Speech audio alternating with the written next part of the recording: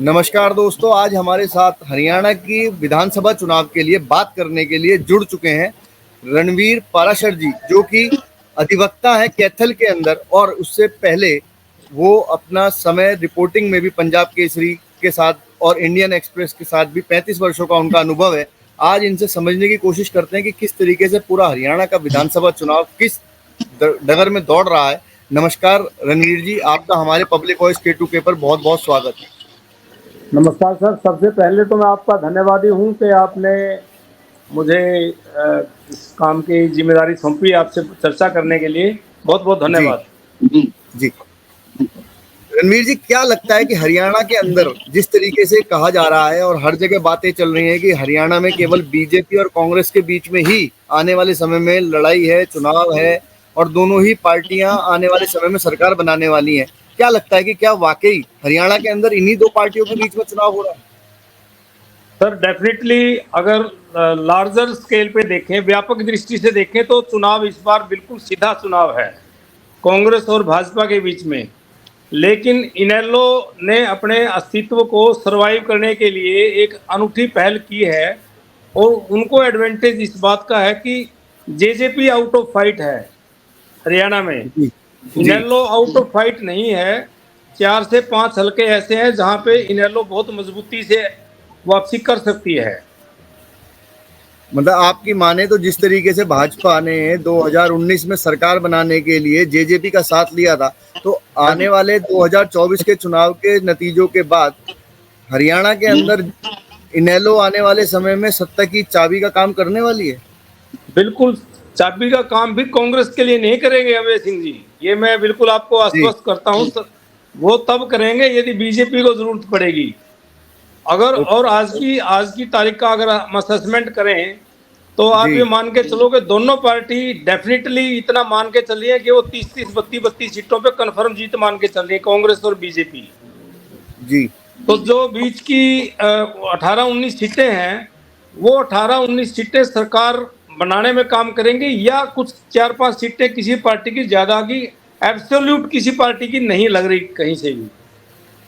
नहीं, क्या लगता है कि आपको जिस तरीके से हरियाणा के अंदर टिकट वितरण में कांग्रेस को पूरी नाराजगी देखने को मिल रही है, और उसके बाद फिर शैलजा का जिस तरीके से पूरा बायकॉट है इलेक्शन प्रचार को लेकर, क्या हाँ लगता है जी। कि कांग्रेस को इसका पूरा पूरा नुकसान देखने को मिलेगा? सर ऐसा है कि असल में क्या था कि जो जाट वोट बैंक है, जी जाट वोट बैंक हमेशा डोमिनेट करता रहा। ये डोमिनेट करता रहा हुड्डा साहब के शासनकाल में, और उससे पहले भी जब जब कांग्रेस की सरकार बनी या इनेलो की सरकार बनी। जी ये पहला मौका है जहां डोमिनेंस, एक पर्टिकुलर कास्ट का डोमिनेंस अब नहीं है।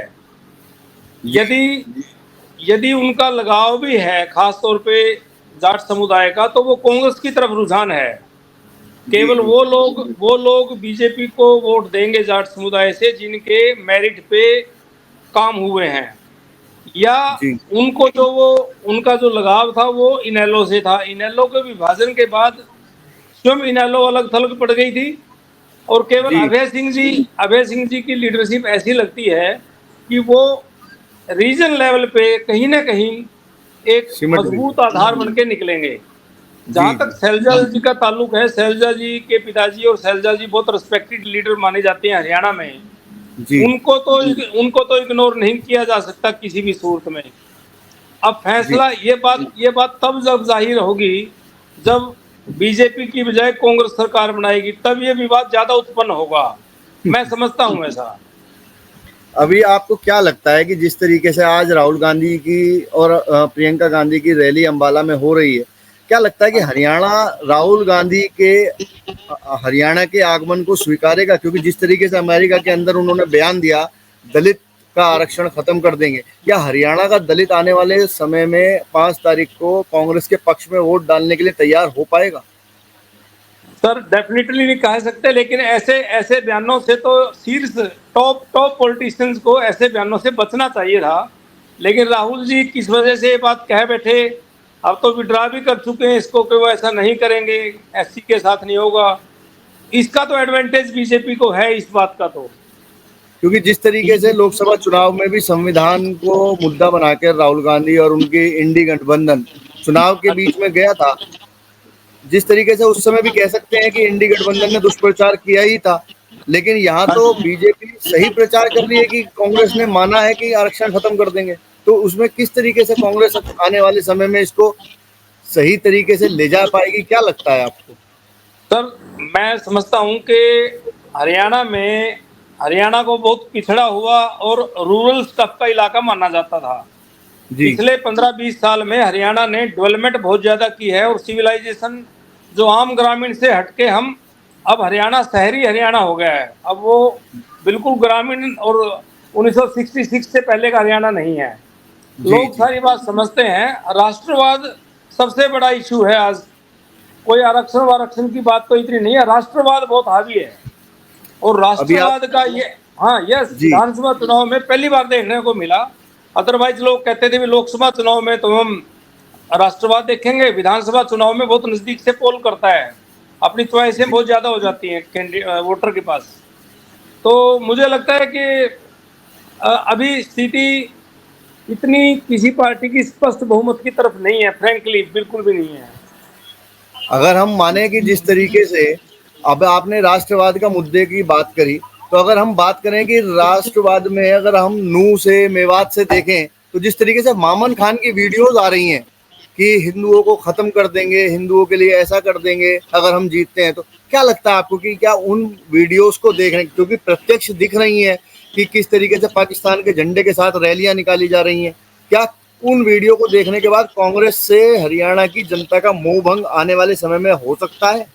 सर ये डैमेज करती है इन पॉलिटिकल पार्टीज को और इनके लीडर्स के लिए सबक है ये कि आप ऐसी चीज़ों को क्यों बढ़ावा देते हो। ये चीज़ें बहुत गलत हैं, ये हमारे सिस्टम में नहीं होने चाहिए, इनका दुष्प्रभाव पड़ता है इन चीज़ों का।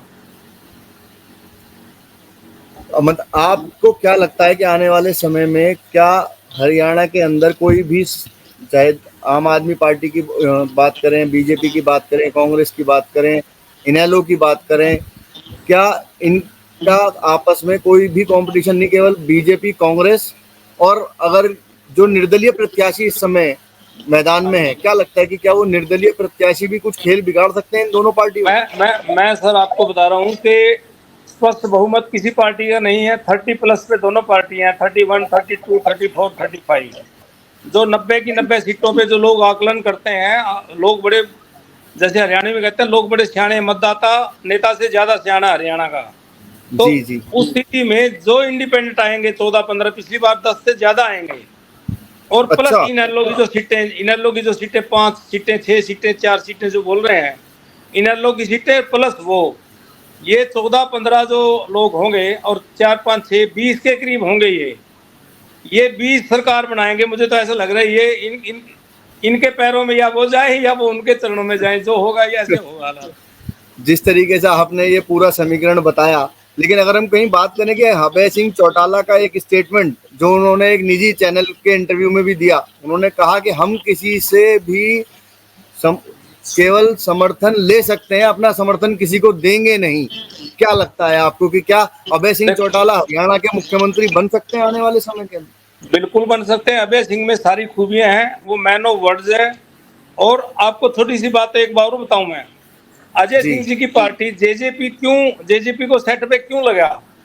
जो जी फार्म जी आंदोलन चला पिछले जी सालों जी में, उस फार्म आंदोलन में दुष्यंत जी और अजय सिंह जी क्या गलती कर गए? वो लोग धरना देने वाले किसानों पे नहीं गए और इस अभय सिंह चौटाला ने तो अपना विधायक का पद भी छोड़ दिया।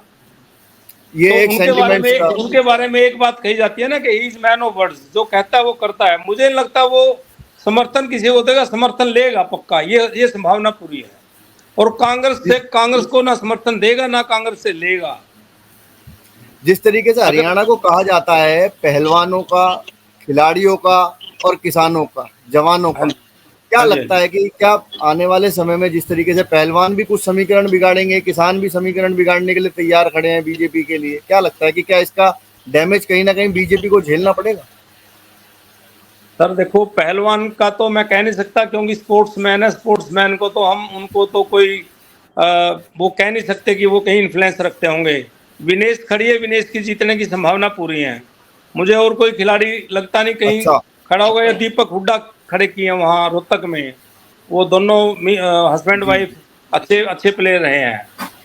तो लेकिन किसानों जी का तो असर पूरा है, किसानों का तो पूरा असर है इलेक्शन पे।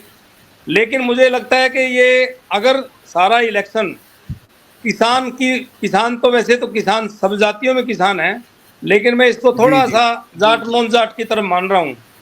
अगर इलेक्शन जाट जी नॉन जाट की तरफ होके जाता है तो आप ये समझो जी। कि फिर बीजेपी को बहुत फायदा है। कहीं ना कहीं बीजेपी हम मतलब कोशिश कर रही है कि election Jat versus non Jat में चला जाए, उसमें ना जाए हाँ, तो ज्यादा है कोशिश करे ना बीजेपी करे, अपनी। कोशिश करे ना करे, लेकिन ऐसा हो सकता है, संभावना यही है कि आप देखो बीजेपी के पास जो साइलेंट वोट है जी और कांग्रेस के पास वोकल वोट है, वो बोलता बहुत है।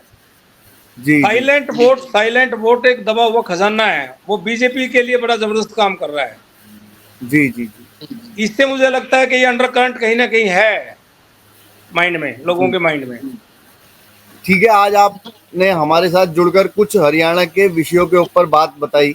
हम आपसे निश्चित ही आगे भी जुड़ाव रखेंगे और समझने की कोशिश करेंगे कि किस तरीके से आने वाले समय में विधानसभा चुनावों के नतीजे के बाद किस तरीके से हरियाणा के अंदर सरकार बनेगी। आज आप हमारे थैंक साथ यू सर, जुड़े, आपका बहुत बहुत धन्यवाद। नमस्कार। धन्यवाद सर, थैंक यू सर, नमस्कार।